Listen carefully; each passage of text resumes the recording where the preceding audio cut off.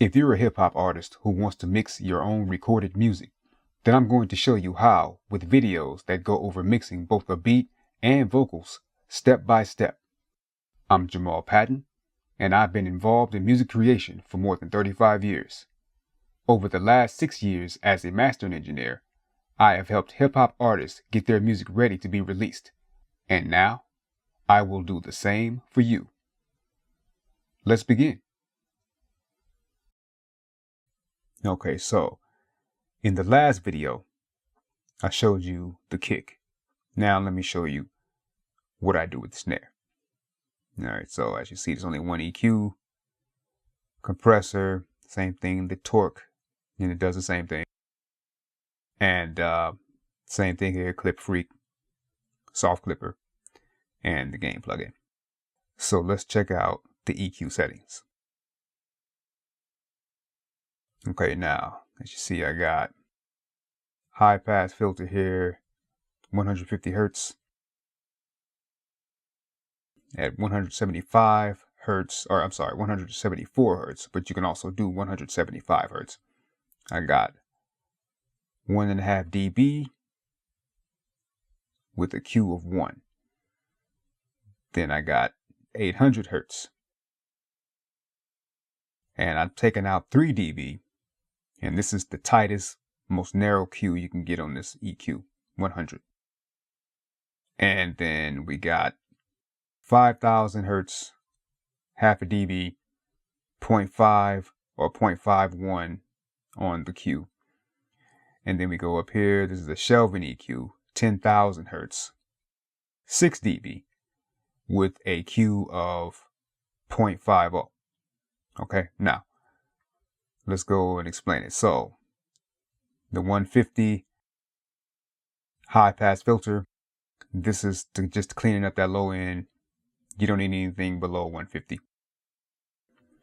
174, 175, that just gives you more beef to the snare. Here at 800, there's always a like this flap sound that's in snares and claps, and it's always at 800. And I take out -3 dB.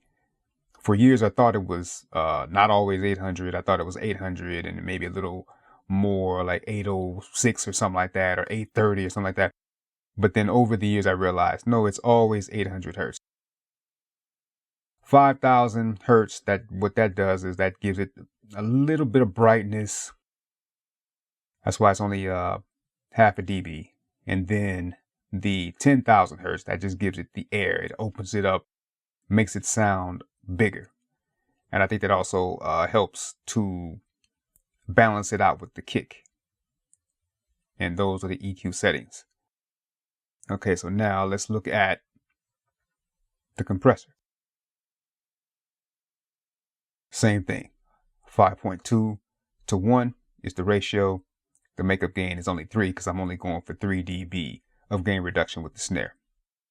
The attack is at 20. The release is at 64 milliseconds. Okay.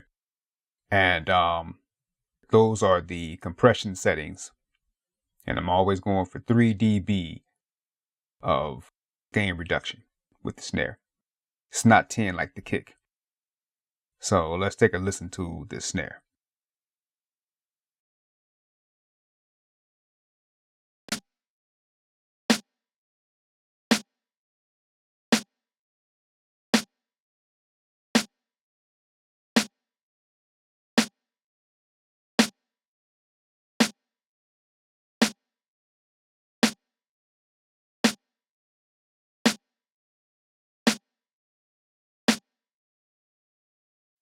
And again, I have the attack and the release set on the compressor to what I have it set to, so that that snare is even.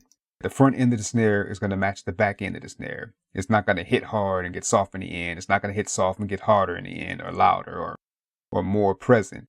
It's just going to be the same from the beginning to the end of the snare hit. And that's why I set the attack and release to that amount.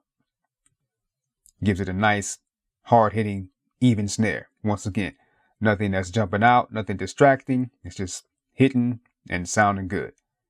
And that's what I do with the snare.